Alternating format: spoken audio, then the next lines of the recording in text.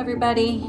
So these are the interchangeable hoops that I have made thus far, and I should not just say the hoops themselves, but it's this little piece right here that is the post and the attached configuration to hold the hoops and to be interchangeable. So it started with this one. Someone had asked me on this tutorial if I was making hoops when they saw these on the tile, and at the time I was, because everyone knows I've been having issues making hoops. So I was like, well, we'll just do some of these simple things, and I think I had seen this simple design before. It's a pretty popular design. So what I actually did when I was gathering everything up is I went ahead and I slipped that on that, and I was like, that's pretty cool.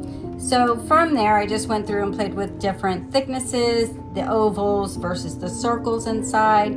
The thickness of some of the attachments are also on there, whether they have resin or not resin or anything else. So these are the different stages that it's gone through, and also it's still in process of going through, because as you can see, I particularly prefer the bend and the curve in the piece versus just the straight. So I think the curve just adds a little bit of something to it versus the straight, and you can see right there the difference in the two. But this one is easier to make than this one. This one is more hand manipulation with shaping it, and this one's just basically flipping that little end over, barely getting it to touch on itself, and then baking it. And once it's baked, you then go through while it's still warm, is what I do, and I come through and just break that little bit of plastic that may have melded together during baking and curing. And I still leave it sit, until it's fully cured. So this piece actually is a little bit thicker, as you can see, and it doesn't harm it at all during the baking process when you detach it. So there's nothing for looks there. So you just go ahead and slip it on. I do suggest putting resin on them, and I've not done that yet. I have a torch on order. So as you can see, it depends on the hoop size and everything else, as to whether or not it's going to come off. And I did that intentionally. I wanted to shake it off on purpose. Of course, you need to do that when you're testing stuff. So I love this curve also. It's better, when you're putting it on, it makes it a little bit easier to hold on to put this into your ear, okay, versus the straight one, I think. But you can go through and just do your little test. Again, that's a little too thin.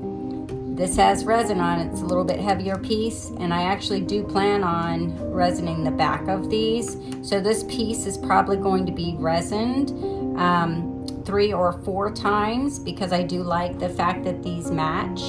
So I do want these to stay with these. Also, you can take this off and you can still wear this part as an earring by itself, or even if you have another interchangeable type earring that'll fit on here is fine.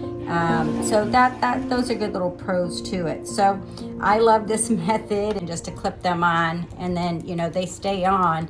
But like I said, I still need to resin, and I'm just trying to swing it off, and I can't.